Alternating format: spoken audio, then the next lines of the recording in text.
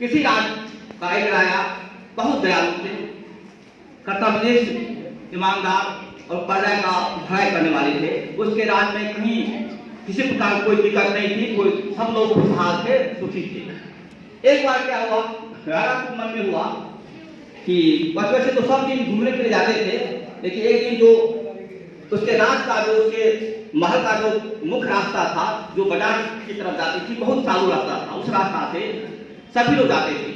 कुछ रास्ता ऐसा होता है कि कॉलोनी रास्ता होता है, बहुत लोग उस रास्ता से नहीं जाते हैं। कुछ रास्ता वो मेन रास्ता होता है, मुख्य रोड होता है। वैसा ही उस रास्ता सवेरे सवेरे रास्ता घूमने के लिए निकला। कुछ दूर जो सुबह सुबह घूमने के लिए निकले तो रास्ता पर पत्थर पड़ा हुआ था। वह पत्थर के दूर से पड़ा हुआ था और लोग उसके रास्ते में जाते थे तो कोई हटाते नहीं थे। राजा ने सोचा कि तो हमको खेती से कोई आदमी कंप्लेंट किया था कि रहा एक मेन रास्ता जो है उस पर पत्थर गिरा हुआ है, कोई आगे हटा नहीं है।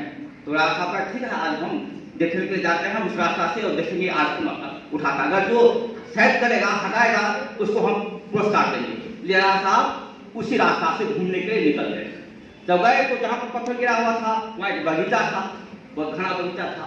राजा साहब ने बगल के बगीचा में एक बड़ा पेड़ था, उसके जड़ में छिप गए और सुबह का समय था और देखने लगे कि कौन पत्थर हटाता है। सबसे पहले एक किसान अपने हल बैल को लेकर के जा रहे थे जोतने के लिए। बैल को दौड़ाते हुए किसान जा रहे थे और जहाँ पर पत्थर गिरा हुआ था बैल को वहां से बैल को ठोकर लग गया पत्थर से, बैल नीचे गिर गया, उसका एक पैर टूट गया।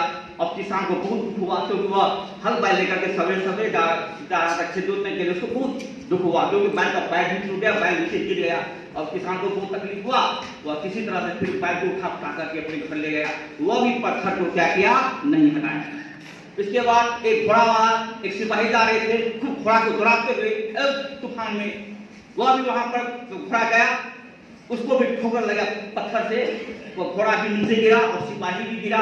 उस सिपाही को भी बहुत चोट लगी और घोड़ा का भी पैर टूट गया। वो सिपाही को बहुत तकलीफ हुआ, उसका कि तो पत्थर पैर से गिरा हुआ कोई हटाता नहीं है, वह भी नहीं हटाया। अंत में फिर वहां किसी तरह से घोड़ा को उठा करके अपने घर ले गया। और राजा साहब पेड़ के जड़ से सब कुछ देख रहे थे। इसके बाद एक दूध वाला अपने बाल्टी में पूरा दूध भर करके बाजार बेचने पे जा रहा था। वह जा रहा था उधर, देख रहा था इधर, उसको भी ठोकर लगाया पत्थर से।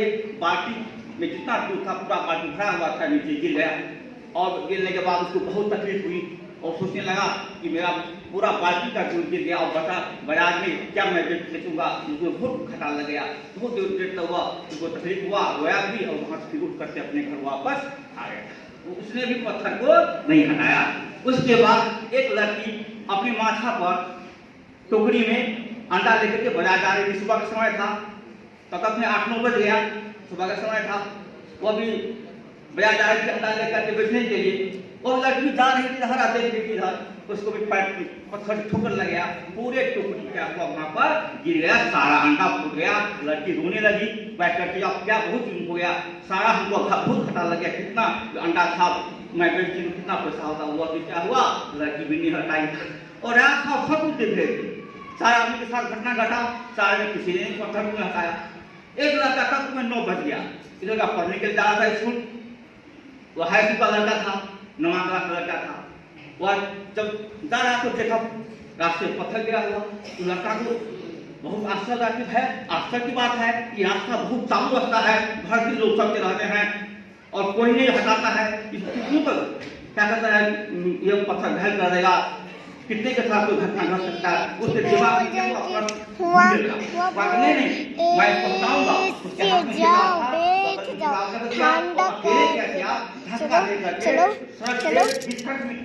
चलो ना, ठंडा कर देगा उसी बीच में हम ही ठंडा कर देगा वो भी आए और दोनों मिल करके पत्थर को क्या किया, सड़क के किनारे पर जाओ ना, मोहा में हट गया। दोनों में जो लड़का जो नौवां क्लास का लड़का था और राजा था, अलग कर दी, सेट कर दी और लड़का फिर किताब लिया और पढ़ लिख के वहां से विदा हो गया। राजा समय कह रहा ताबू ताबू गया, तुम्हारा नाम क्या है? जो मेरा नाम है शंकर है, तुम किस क्लास में पढ़ते हो? उसने कहा कि मैं तो 9वां क्लास में पढ़ता हूँ। लेकिन राजा भी नहीं पहचान रहे कि राजा साहब है, राजा साहब ने बोला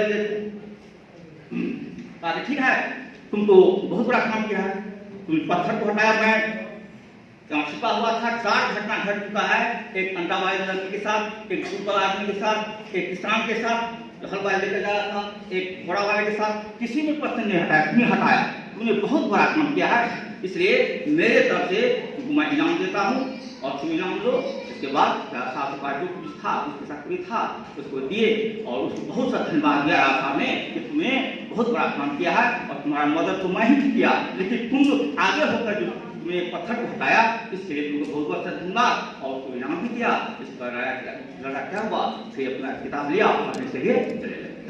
तो कहने का अर्थ है कि क्षेत्र हमारा कोई हो, किसी भी क्षेत्र में यदि अच्छा काम करेंगे, प्रशंसा के योग्य हम काम करेंगे, भला उपकार का काम करेंगे, जरूर हमको उपकार मिलेगी, हमारी प्रशंसा होगी, हम प्रशंसा के पात्र होंगे। इस कहानी का निष्कर्ष यह है कि किसी क्षेत्र में हम हैं काम करें तो अच्छा काम करें, जिससे हमारी चाहो प्रशंसा हो और हम पुरस्कार प्राप्त कर सके, इनाम प्राप्त कर सके।